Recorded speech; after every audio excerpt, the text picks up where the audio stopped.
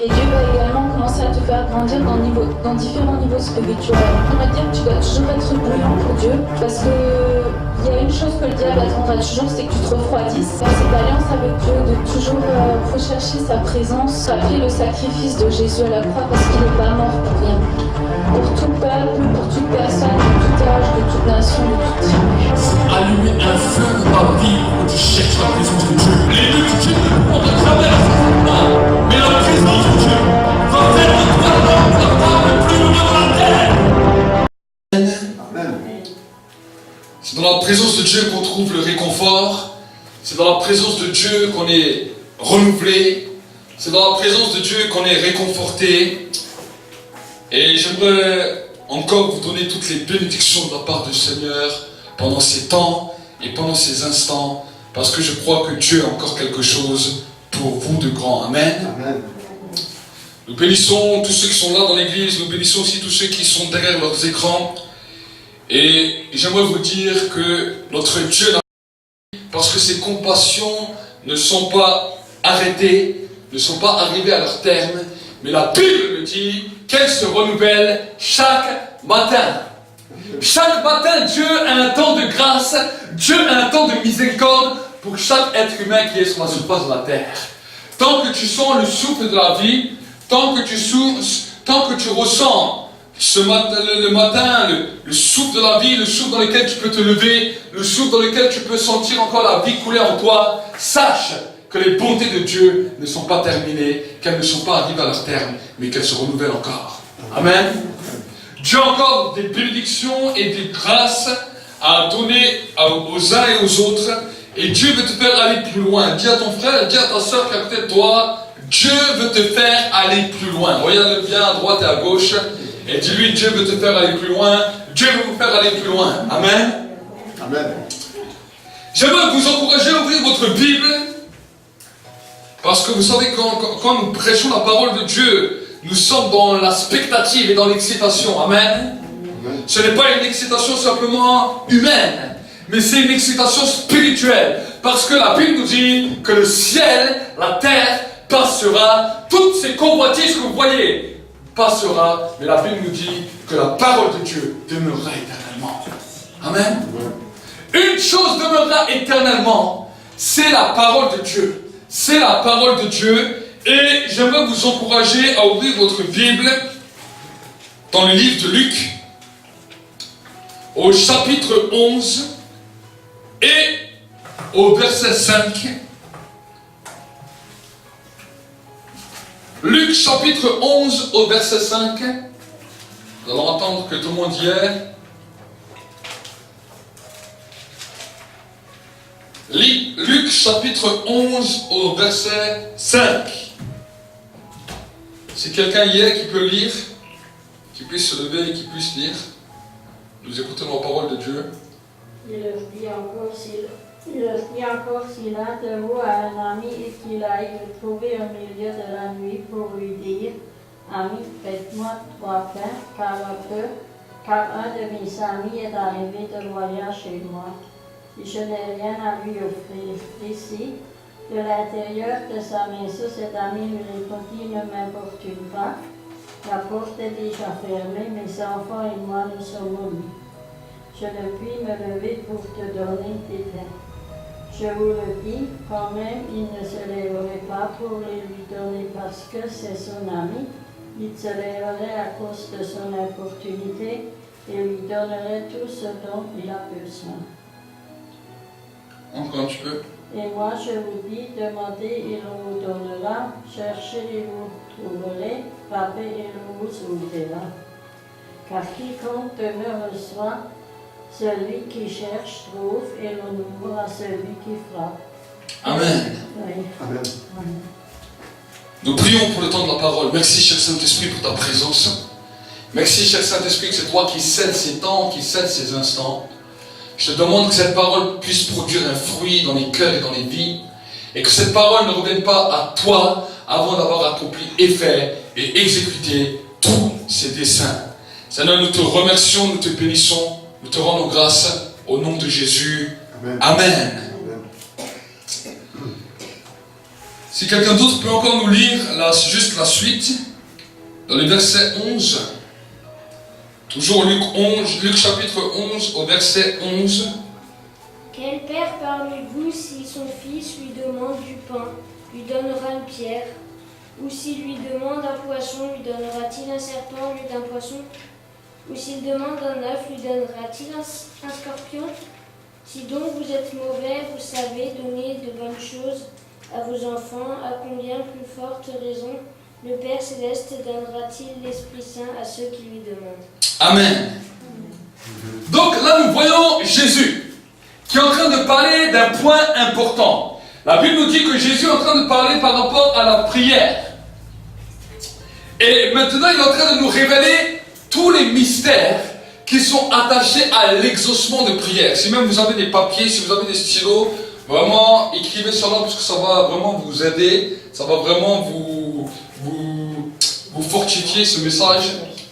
Et la Bible nous dit, là j'ai des stylos, je n'aime pas beaucoup, je vais donner. Frère, la Bible nous dit que Jésus est en train de nous donner les révélations par rapport au mystère de l'exaucement. Vous savez que beaucoup de croyants prient à travers le temps, à travers les âges, à travers les siècles. Et quand on parle de louange, quand on parle d'adoration, c'est quelque chose qui est facile à comprendre. Mais dès qu'on commence à parler de prière, la prière devient pour beaucoup un endroit difficile. Parce que certains reçoivent des exaucements, d'autres des fois galèrent plus pour les exaucements. Et malheureusement, des fois on peut arriver à des temps où on voit que tout n'est pas exaucé comme on voudrait. Pourquoi? Parce qu'on ne connaît pas tous les principes liés à la prière. Et ce soir, j'aimerais voir avec vous les principes dans lesquels Jésus nous a parlé dans la parole de Dieu pour que nous puissions entrer dans une dimension de prière et de grâce. Dans un des autres versets, nous n'allons pas le lire ce soir, mais j'aimerais juste vous le partager. Jésus dira, celui qui reçoit un juste en qualité de juste recevra la récompense du juste. Et celui qui recevra un prophète en qualité de prophète recevra la récompense de prophète. Donc, nous pouvons voir que la bénédiction peut se jouer dans plusieurs stades. Nous voyons dans ce verset que je viens de dire que la bénédiction est suite à un don, qui a une récompense qui est liée quand nous recevons un juste en qualité de juste et quand nous recevons un prophète en qualité de prophète. Voici maintenant, Dieu nous donne déjà une récompense par notre don, par peut-être le don de notre personne, par nos offrandes, par nos dîmes que nous donnons. Voici maintenant un des moyens par lesquels Dieu bénit. Mais Jésus, maintenant, il est en train de nous parler du domaine de la prière. Et la Bible nous dit la chose suivante, il leur dit encore, lequel d'entre vous aura un ami qui se rendra chez lui au milieu de la nuit pour lui dire, ami, prête-moi 3 pains. Déjà, nous voyons là, dans ce verset-là, que Jésus est en train de nous donner un indicatif. Voici maintenant un homme qui a besoin de pain. Parce qu'une personne vient chez lui vers le milieu de la nuit, une personne qui a un besoin spécifique et il se trouve dans une impasse. Pourquoi il se trouve dans une impasse? Parce qu'on est en plein milieu de la nuit, il a besoin du pain et il n'y a aucun magasin d'ouvert. C'est ça que ça veut dire.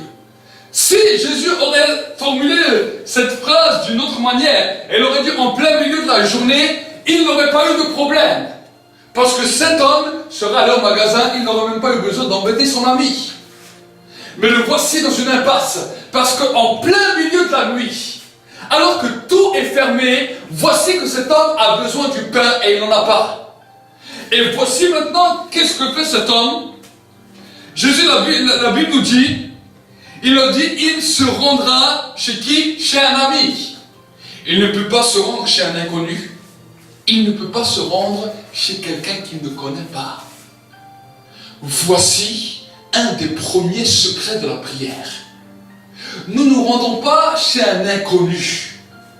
Nous ne nous rendons pas chez quelqu'un que nous ne connaissons pas. Mais nous avons besoin de grandir dans notre intimité avec Dieu pour que quand nous prions, nous savons que nous nous dirigeons chez une personne que nous connaissons. Voici pourquoi il est important d'avoir une communion réelle avec le Saint-Esprit. Pour que quand nous prions, nous ne dirigeons pas nos prières à un inconnu, mais nous dirigeons nos prières à quelqu'un que nous connaissons et quelqu'un que nous aimons. Jésus nous dira que cet homme ne va pas aller chez un voisin qu'il ne connaît pas. Il ne va pas frapper à une porte qu'il ne connaît pas, mais il va se rendre chez un ami. Amen. Et c'est pour cela que nous avons besoin de connaître Dieu comme un ami, surtout quand nous allons lui demander quelque chose. Si nous ne prenons pas ce temps de pouvoir l'adorer, de pouvoir le louer, de pouvoir connaître sa présence, de pouvoir expérimenter toujours un peu plus sa présence, et ensuite nous voulons demander quelque chose, c'est comme si nous allons chez un inconnu, chez une personne que nous ne connaissons pas. Voilà une des premières frustrations de la prière, parce que le manque de connaissance de Dieu nous empêche de demander des choses avec clarté et avec foi. La Bible nous dit que la Bible nous dira dans le livre des psaumes, ceux qui connaîtront leur Dieu seront puissants. Parce que ceux qui connaîtront leur Dieu sauront qu'une parole dite avec foi, il y aura l'exaucement.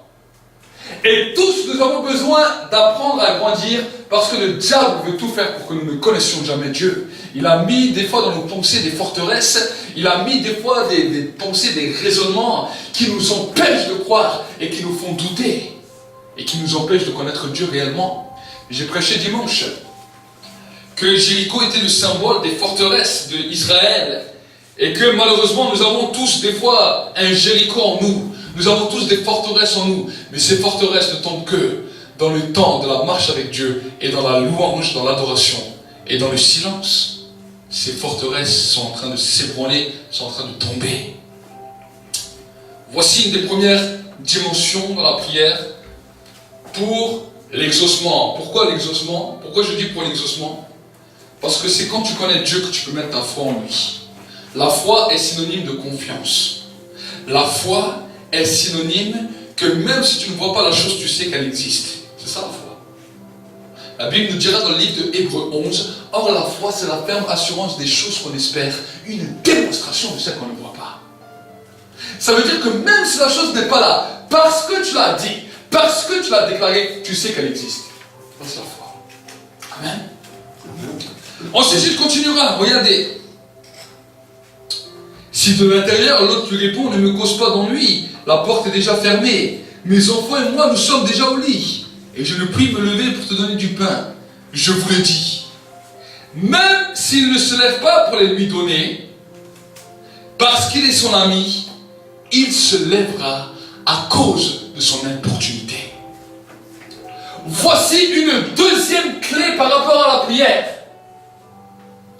Jésus a dit, même s'il ne lui donne pas maintenant le pain, même s'il ne lui exauce pas maintenant sa prière, il se lèvera à cause de son importunité parce qu'il est son ami.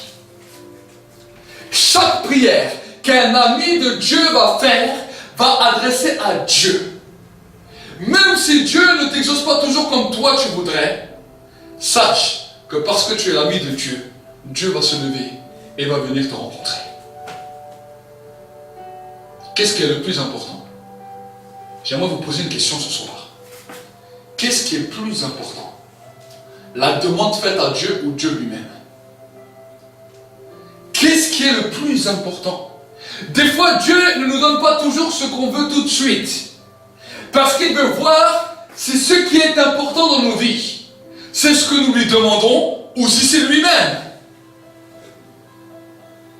La Bible nous dit que si nous sommes amis de Dieu et que nous le cherchons à travers l'adoration, à travers la louange, à travers la méditation, la Bible nous dit que si nous faisons appel à lui dans le temps de la difficulté, dans le temps de la nuit, même si Dieu ne te répond pas comme toi tu voudrais, il se lèvera et il viendra devant toi, il viendra par sa présence te visiter parce que tu es son ami.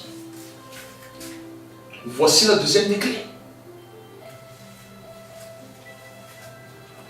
Jésus continuera. Regardez.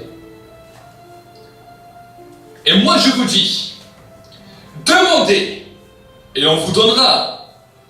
Cherchez et vous trouverez.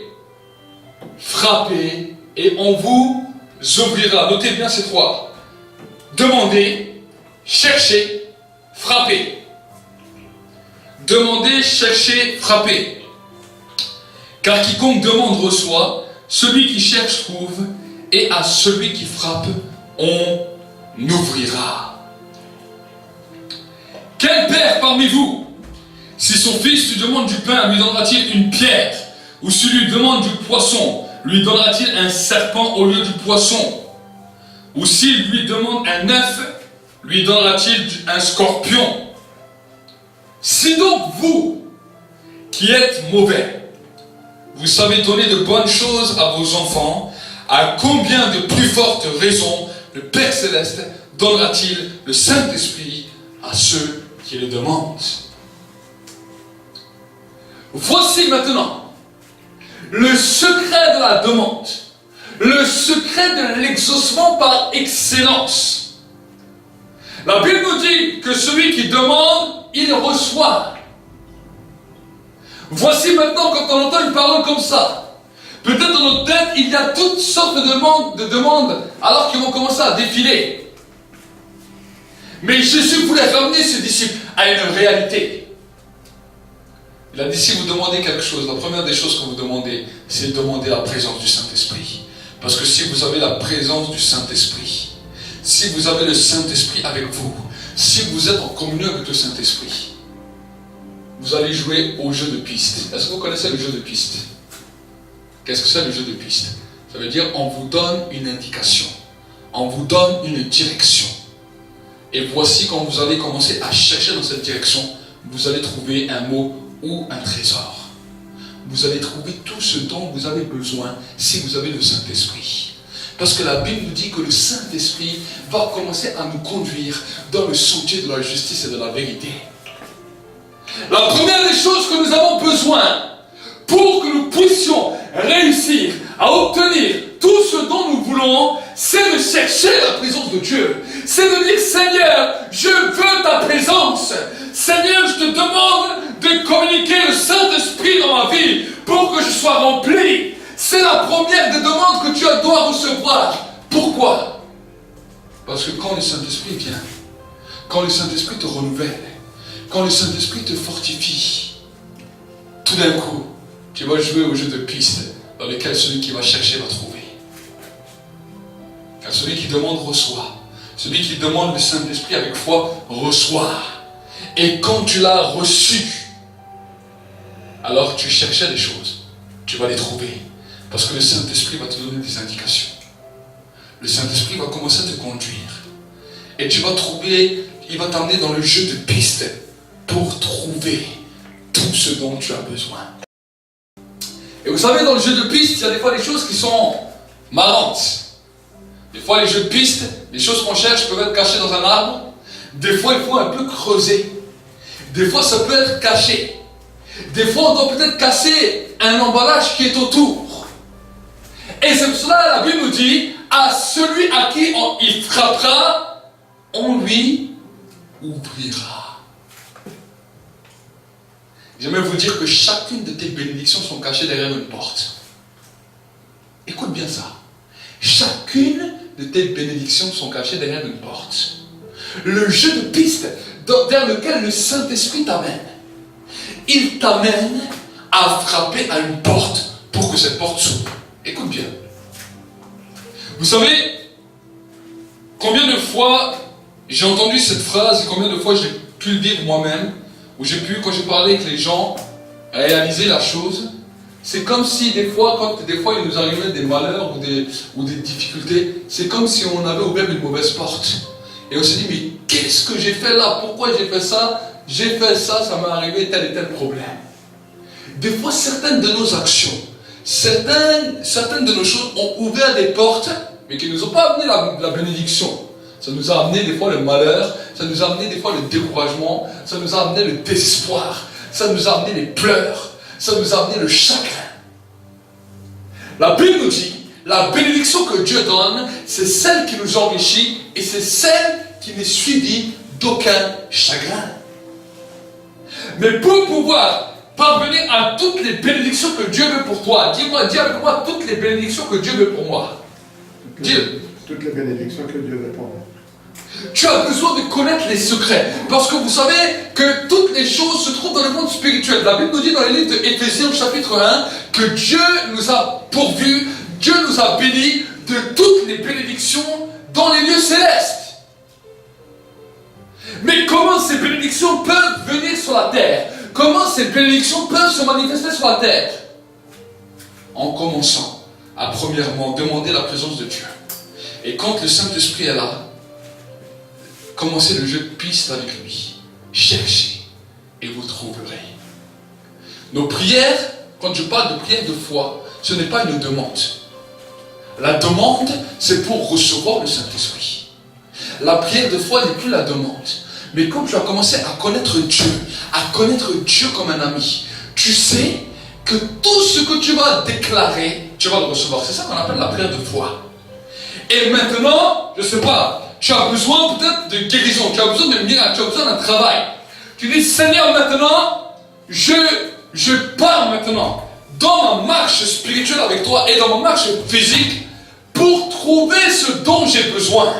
Je vais maintenant chercher un peu plus profond en déclarant, en proclamant une parole pour que le Saint-Esprit m'amène sur le chemin où se trouve cette porte de bénédiction.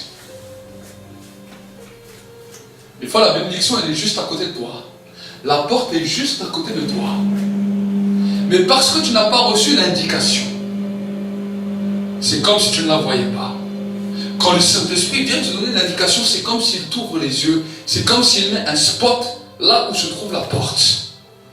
Et quand tu vois la porte, la bénédiction est juste derrière cette porte.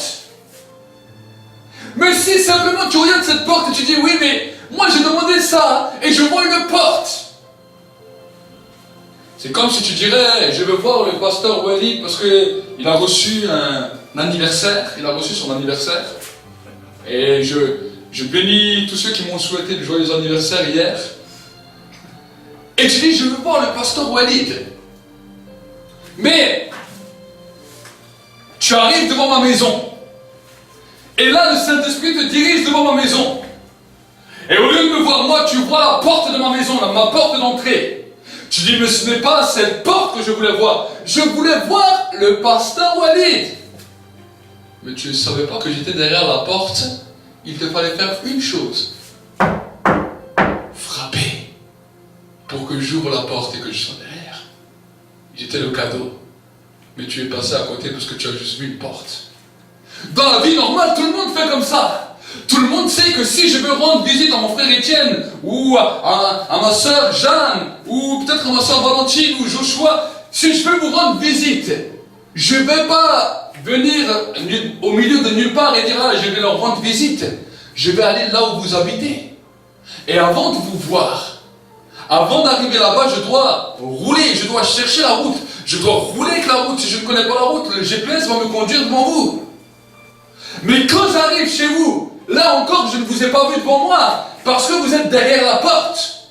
Pour que je puisse vous voir, il faut que je toque à la porte, que la porte s'ouvre, et qu'ensuite, maintenant, je voie celui que je cherchais. La bénédiction, c'est pareil. Tu es une bénédiction. Regarde ton frère, regarde ta soeur, dis-lui, tu es une bénédiction. Tu es une bénédiction. Vous êtes derrière vos écrans une bénédiction. Une bénédiction que je cherchais. Tu es une bénédiction que je cherchais et je suis une bénédiction que tu cherchais. Amen. Et si nous commençons à comprendre cela, si la bénédiction humaine se cache derrière une porte, la bénédiction physique ou spirituelle se cache aussi derrière une porte. Mais parce qu'on a fait les demandes avant de comprendre cette règle, malheureusement on est rentré dans une frustration. On n'a pas compris que la bénédiction était derrière une porte.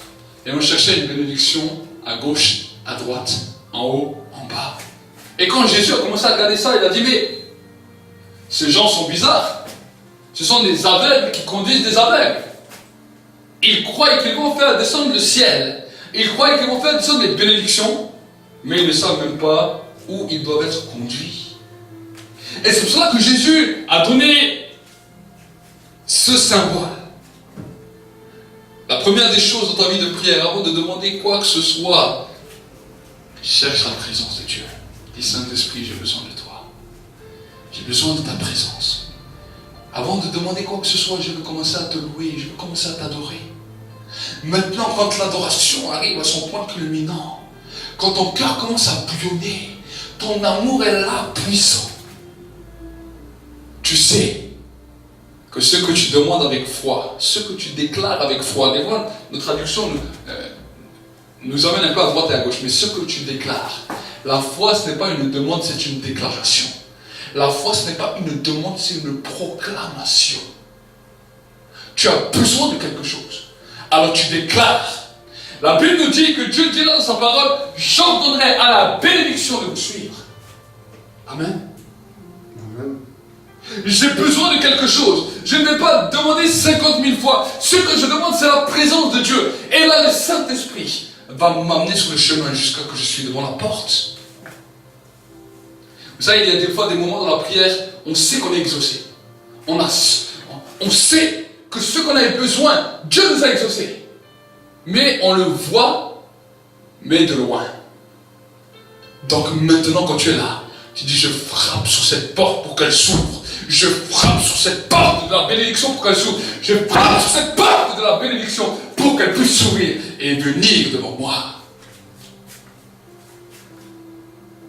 La Bible nous dit que le royaume des cieux ne sera pas donné aux faibles.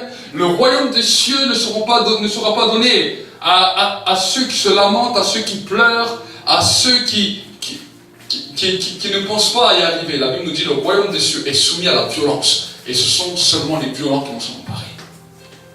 Quand tu es devant la bénédiction, il ne faut pas pleurer, mais il faut frapper. Amen.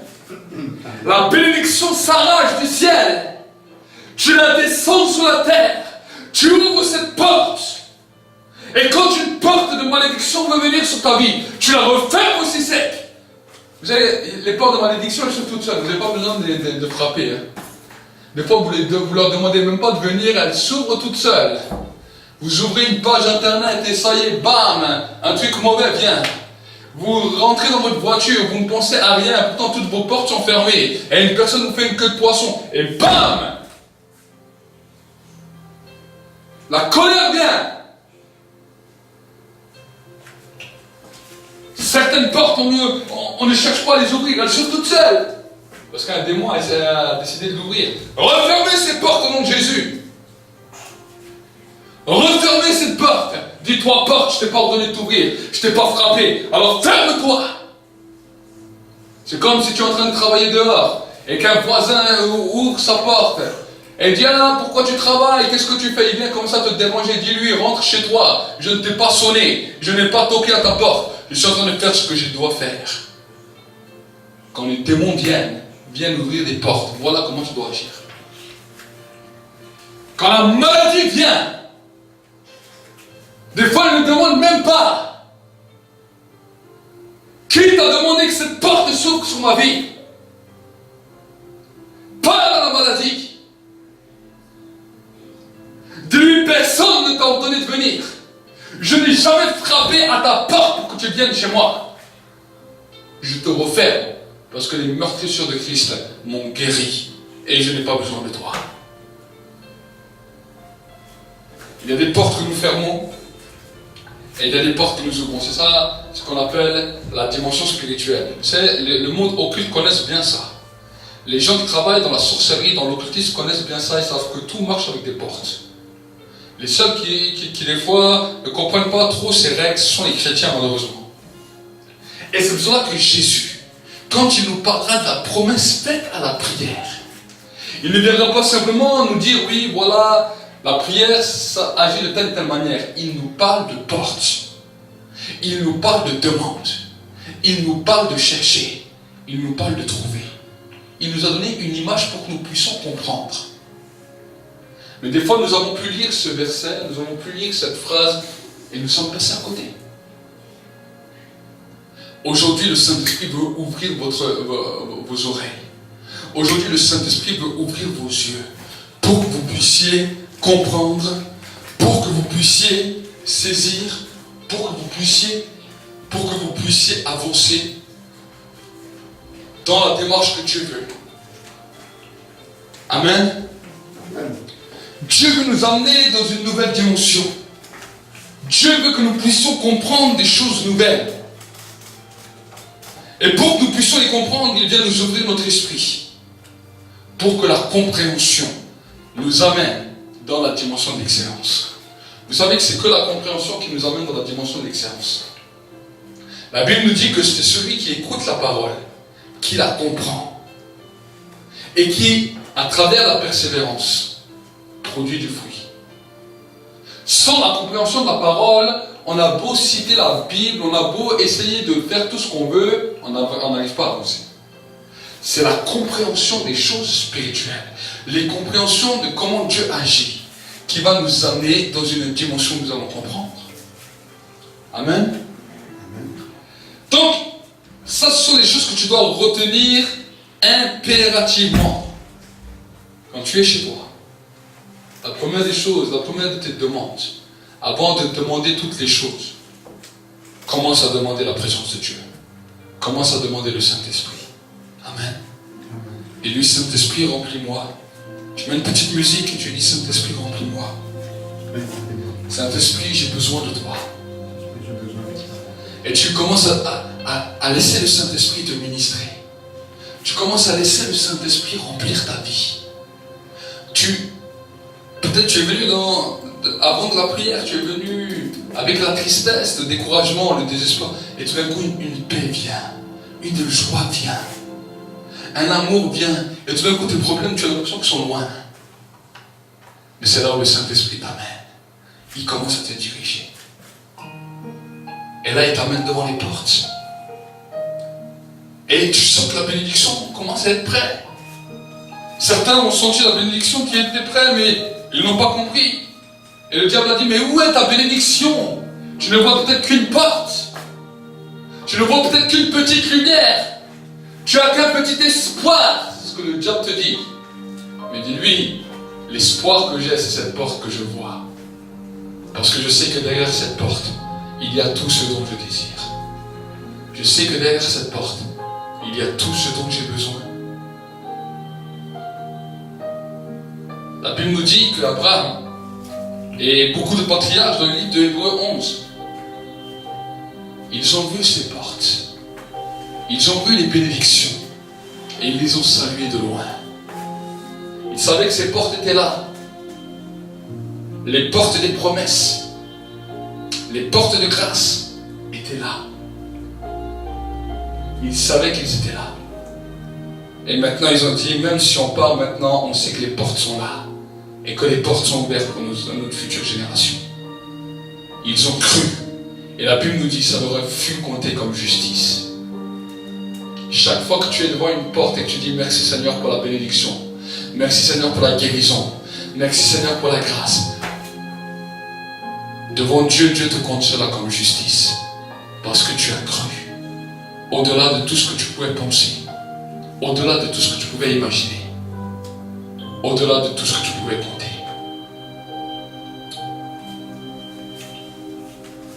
Mon frère, ma soeur,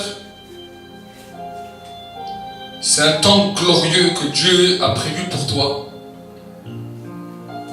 Un temps d'exaucement total. Dis avec moi, exaucement total. Exaucement total. Si tu comprends ce message, Dieu va exaucer tout ce dont tu as besoin. La clé de l'exaucement se trouve toujours derrière une porte. La clé de tes bénédictions se trouve toujours derrière une porte. Aujourd'hui, c'est un petit message que je fais, mais je vais prier pour cela. Et je vais prier pour que cette révélation puisse impacter ta vie, puisse impacter les internautes, et que ta vie tout entière change. Merci, cher Saint-Esprit, pour ta présence. Seigneur, nous avons toujours plus besoin de toi.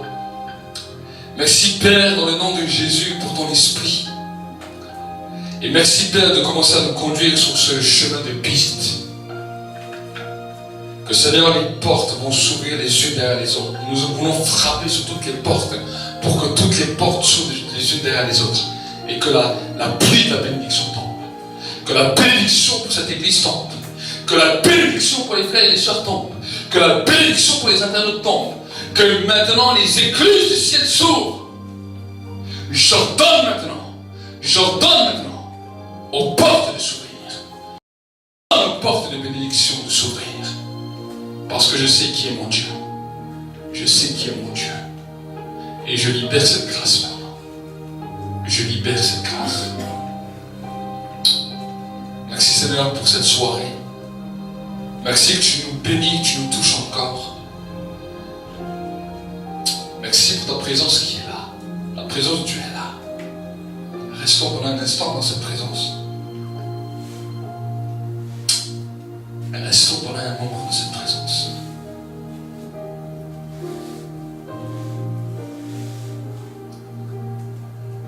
Merci pour ton onction.